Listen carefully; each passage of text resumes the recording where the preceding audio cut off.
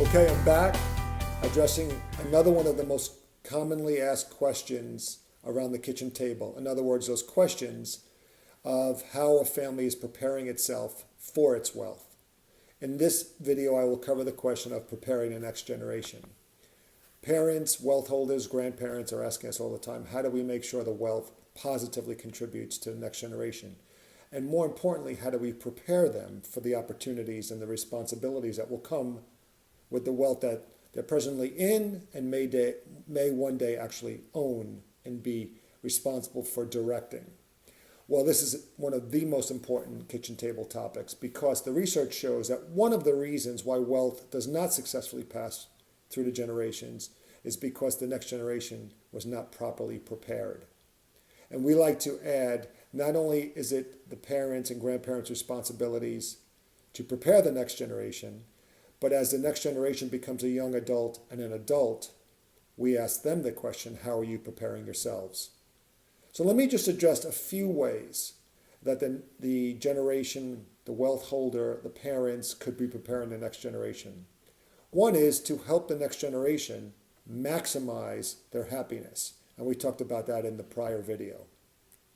The reason why this is so important is because if you can help your children and your grandchildren get what's most important in order, then the wealth will only be seen as an added blessing to that and will serve their lives as opposed to their lives serving the financial capital of the family. A second one is to help the next generation have a first generation mindset. So whether they're the second generation to the wealth creating generation or the fifth, the mindset we challenge the family to have of the next generation is to see themselves as the first generation. Why is this important? Because we rather the mindset be whether my starting point is at $500, $5,000, $5 million, $50 million.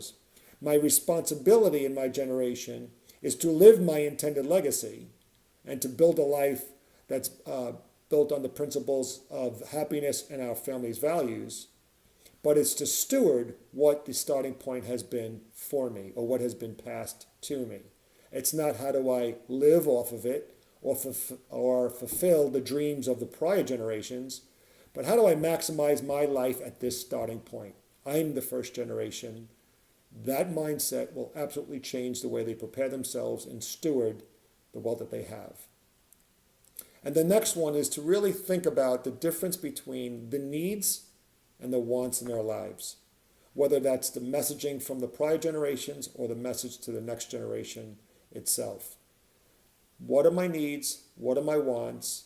And to clearly know those distinctions because they can easily get blurred when there's a lot of financial capital to take care of things, to buy things, to travel, to experience things. So just following those basic principles will begin to prepare the next generation. Not to mention, in all of those we consider life IQ, really the principles of preparing them for their lives. Then there's the whole financial IQ piece, which is the personal responsibility of personal finance, investing, credit, and all the pieces that go with truly understanding the balance sheet and being responsible for whatever assets they have control over in their lives, whether they're earning it and creating it, or the next generation is being a steward of what has been passed to them or will be passed to them.